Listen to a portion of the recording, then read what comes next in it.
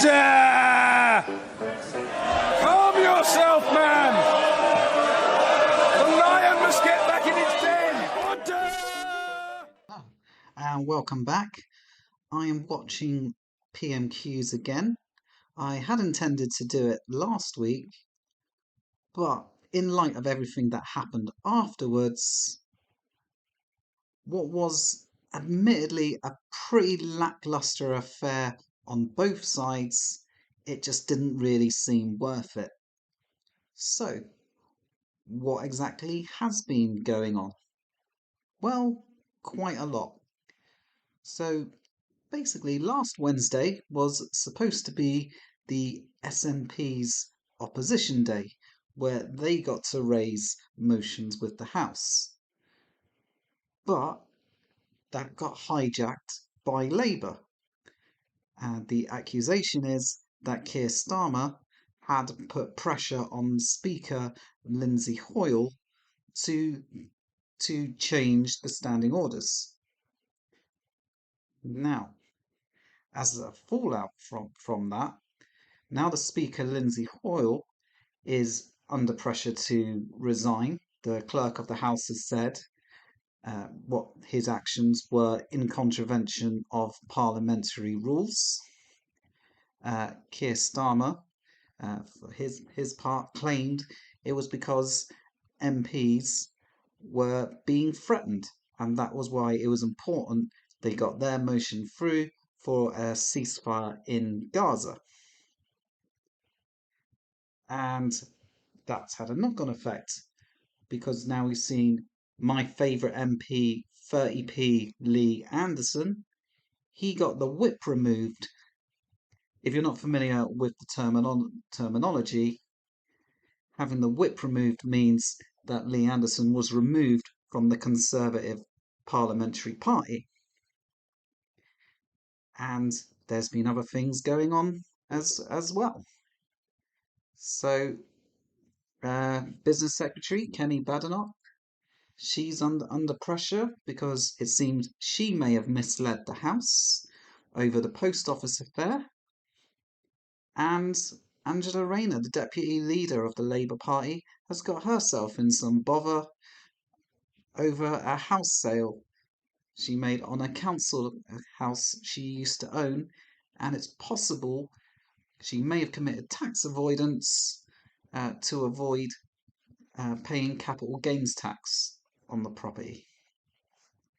So, yeah, so this could be a fiery affair. Let's see what happens. We come to lead the opposition, Keir Starmer. Thank you, Mr. Speaker. Can I join with the Prime Minister in his remarks about Lord Cormac and Ronnie Campbell? A Tory MP spent last week claiming that Britain is run by a shadowy cabal made up of activists, the deep state, and most chillingly of all, the Financial Times. At what point did his party give up on governing and become the political wing of the Flat Earth Society? Yeah, I had almost forgotten that Liz Truss gave a speech in America in which she made those claims that Keir Starmer was just referring to. Mr. Speaker, another week where the Honourable Member is just sniping from the sidelines because he has absolutely nothing that he can say what we do. What we're getting on with, Mr. Speaker, is... I mean, that is kind of what PMQs is about, really. delivering on the people's priorities. The number of small boats down by a third, Mr. Speaker. NHS performance, improving, inflation continuing to fall. And Mr. Speaker, not only that, we're delivering a significant tax cut for millions of working Britons, while his incoherent energy plans would put taxes up for everyone across the country. Okay, so of those first two claims that Sunak's just made, those first two, it's slightly dubious as to whether government policy had any effect on them at all. And the final point is, though he claims there's going to be a tax cut, that in real terms, Britons are paying the most tax they ever have since the end of the Second World War. Mr. Speaker, his predecessor spent last week in America trying to flog her new book. In search of fame and wealth, she's taken to slagging off and they made her Prime Minister, now they can't bear talking about her. Liz Truss, in case you've forgotten, her term as Prime Minister was outlasted by a lettuce. In search of fame and wealth, she's taken to slagging off and undermining Britain at every opportunity. She claimed that as Prime Minister she was sabotaged by the deep state. She also remained silent as Tommy Robinson, that right-wing thug, was described as a hero. Why is he allowing her to stand as a Tory MP at the next election? Well, Mr. Speaker, I don't believe a single member of this House supports Tommy Robinson, Mr. Speaker. But Mr. Speaker, if he wants to talk... Yeah, I think that's probably fair for Sunak to say that he's not a supporter of Tommy Robinson, who is a prominent far-right figure. About former leaders and predecessors. The whole country knows his record because he sat there while anti-Semitism ran rife in this party.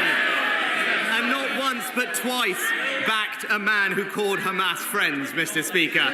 But to their credit, the Shadow Chancellor, the Shadow Home Secretary, and indeed the Shadow Foreign Secretary refused.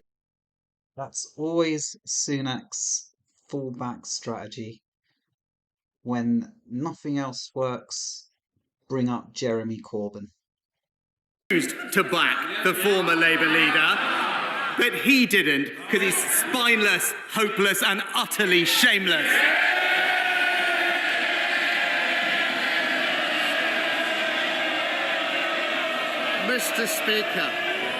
Mr. Speaker, I've changed my party for the better. He is being changed by his party.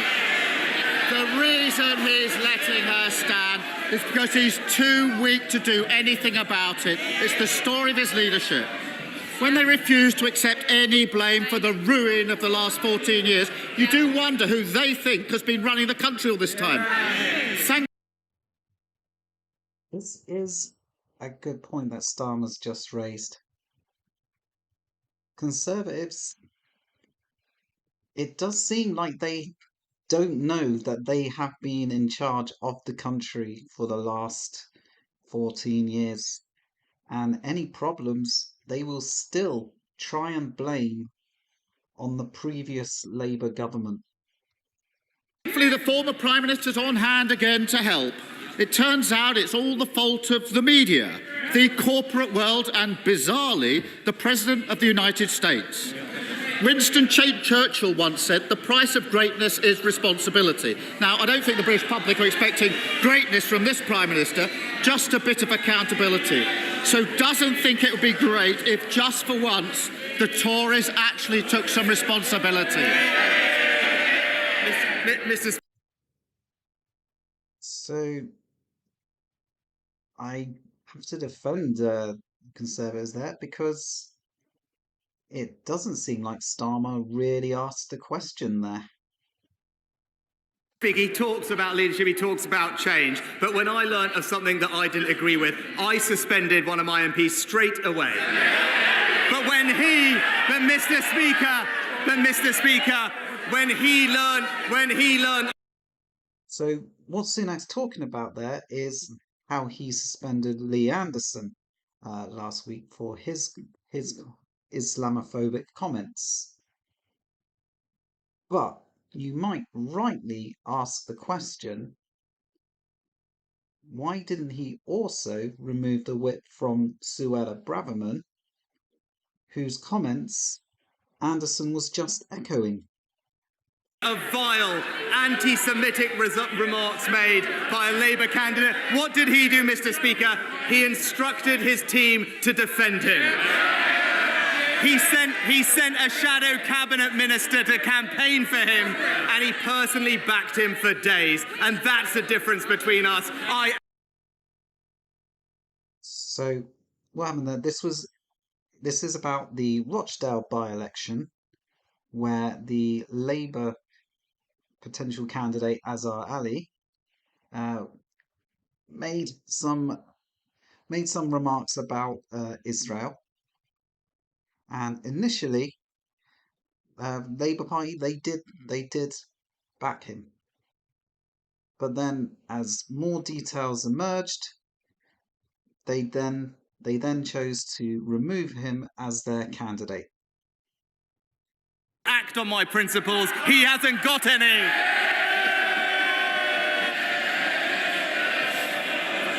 I can't believe he's saying it with a straight face. The former Prime Minister continued on her American odyssey. This journey into the wild west of her mind. She also claimed, Mr. Speaker, that Nigel Farage is the man to restore the Tory party. Can the Prime Minister confirm whether he too would welcome Mr. Farage back into the Tory fold? There has been a lot of speculation about Nigel Farage joining the Conservative Party. Now, there would be some benefit to the Conservatives that he would bring a lot of the reform support over to them. So, electorally speaking, that could make sense for the Conservative Party. Mr. Speaker, in our party, we have a proud tradition of diversity and accepting everyone from every background. Indeed, it is a proud record that puts Labour to shame, Mr. Speaker. This is the party that delivered the first Jewish Prime Minister, the first female Prime Minister, the first black Chancellor, the first Muslim Home Secretary, and now led by the first British Asian Prime Minister. So this is something that Conservatives do like to lord over the Labour Party, because much as Labour and the left in general like to think of themselves as the champions of diversity, yet Sunak correctly points out that these firsts in UK political history were all achieved by the Conservatives. Well, it seems he can only champion men from North London. It's the Conservatives that represent modern Britain, Mr. Speaker. Another sly dig at Jeremy Corbyn there.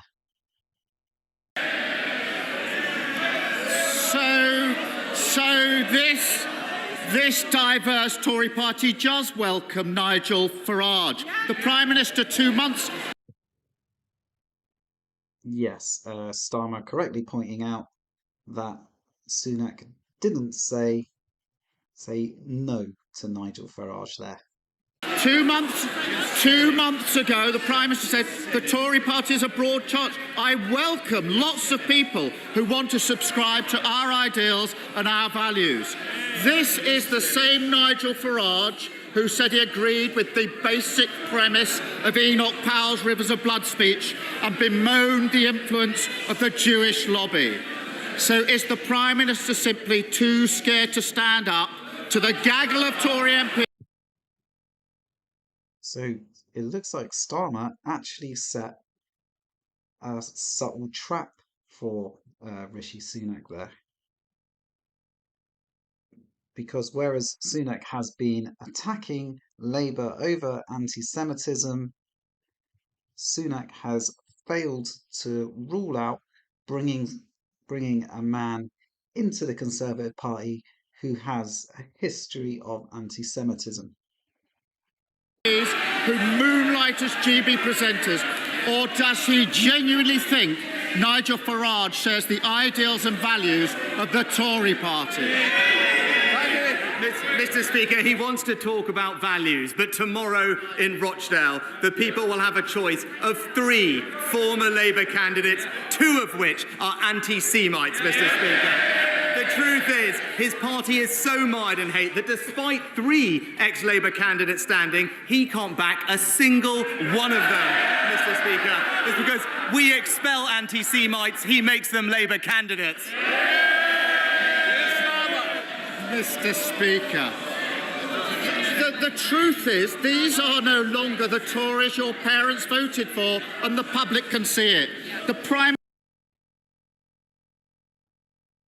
So that was a good line by Keir Starmer.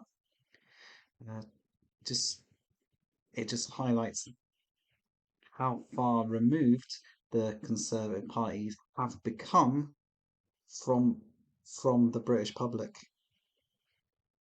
Minister has lost control of his party to the hordes of records and malcontents, the tinfoil hat brigade over there, the extremists who wreck the economy, all lining up to undermine him, humiliate him, and eventually to get rid of him.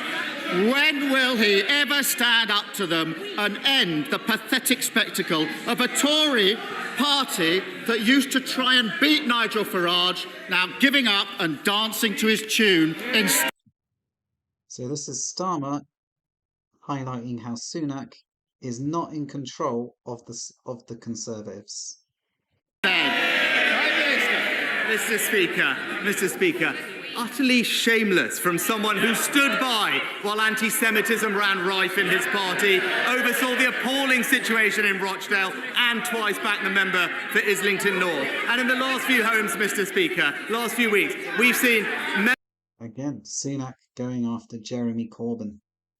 members of Parliament's homes surrounded, their events disrupted, council meetings threatened, and just last week we saw the very rules that govern this place abused because of intimidation, Mr. Speaker. While he might, Mr. Speaker, while he might want to bend to mob rule, we will face down the extremists and stand up for British values.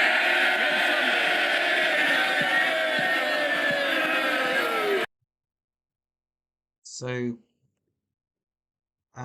nothing much of any real substance from Sunak in his closing speech, just repeated attacks on anti-Semitism allegations in the Labour Party.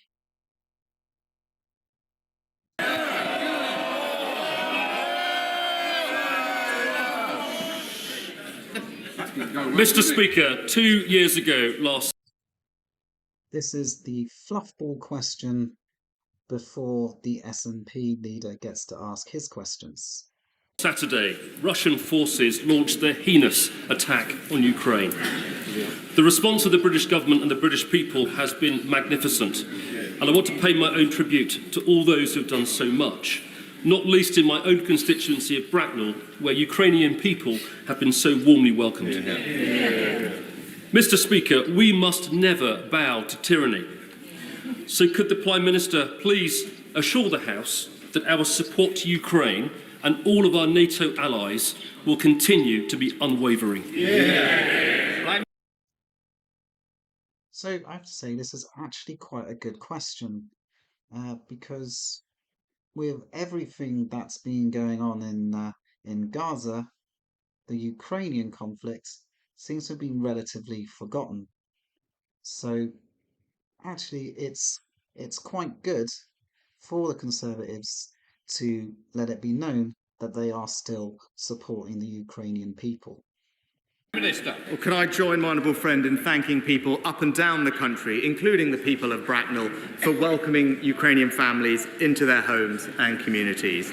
During my visit to Ukraine in January, I announced a major new package of support, including £2.5 billion of military assistance. And last week, we announced 50 new sanctions targeting individuals and businesses sustaining Putin's illegal war machine.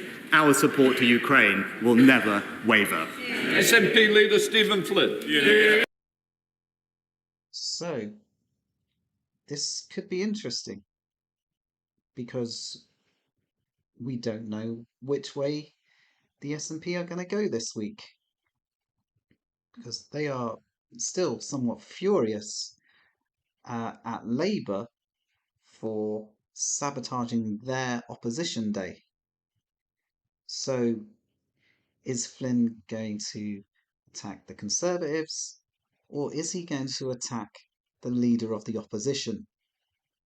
Mr. Speaker, 30,000 people dead, 70,000 injured, 1.5 million sheltering in Rafah, 300,000 living in what is considered to be feral conditions in northern Gaza, and of course 100 hostages still tragically held by Hamas.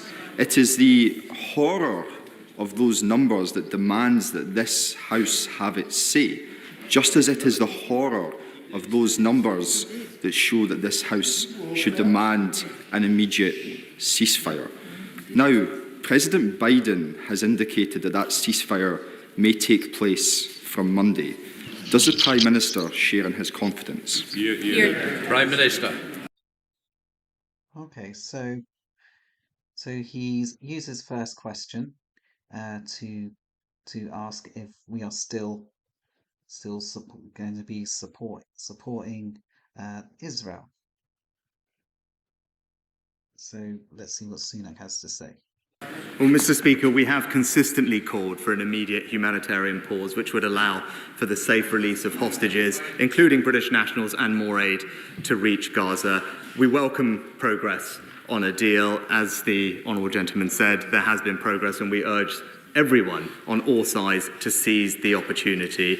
And I've been clear that we must seize the momentum from this terrible tragedy to find a lasting resolution to this conflict, which delivers on the promise of a two-state solution and ensures that Israelis and Palestinians can live in dignity and security. Stephen Flynn. Mr. Speaker, Okay, so it's a very generic answer from Sunak there. They're saying, yes, we're going to support a humanitarian ceasefire. To be honest, that probably really just goes without saying. now approaching 5 months since this conflict first began, and in that time this House has equivocated, and this government on 3 occasions at the United Nations has abstained when it could have voted for a ceasefire. Abstentionism is not leadership. So can I ask the Prime Minister, should this matter now come before the United Nations with a ceasefire potentially in sight, will he use his government's vote in order to deliver that ceasefire? Prime Minister. Okay, so Stephen Flynn didn't use his questions to attack Labour, which many expected he might. Instead, he has asked if the United Kingdom will now vote for a ceasefire in the UN resolution. Something that, as he correctly stated, they have abstained from doing so in recent months. Mr. Speaker, we support the United States draft resolution that was discussed with colleagues at United Nations last week, but just calling for an immediate full ceasefire now, which collapses back into fighting within days or weeks, and indeed does not release hostages, including British hostages, is not in anyone's interest. We must work towards a permanent ceasefire, and that starts with an immediate humanitarian pause to get aid in and hostages out. I agree with the honourable gentleman about the suffering of the people in Gaza, and in this country we should be proud of everything we are doing to help them and provide them the life-saving aid that they deserve. Dr. Jamie Wallace. Okay, so that was a fairly non-committal answer from Sunak there. So I guess we'll just have to wait and see which way the UK votes on this. So it was an interesting PMQs. Starmer more went for people associated with the Conservative Party than any particular Conservative policies, which is quite an unusual tactic for him. I thought he might might bring up possibly the post office scandal. The former Chief Henry Staunton now saying that he was pressured by the government into not paying out compensation to the postmasters, but he didn't say anything about that. And like I say, Stephen Flynn, the SNP, I thought he might have something to say in regards to Labour's actions last week. So if I was to score it, I would say maybe Starmer came out a hair ahead of Sunak. But yeah, it was an interesting PMQs, if a little different to how it normally goes. So if you've enjoyed this, please feel free to like and subscribe. Help an angel get its wings by hitting the notification bell. And if there's anyone you don't like, maybe you could share this with them. Until next time. Order!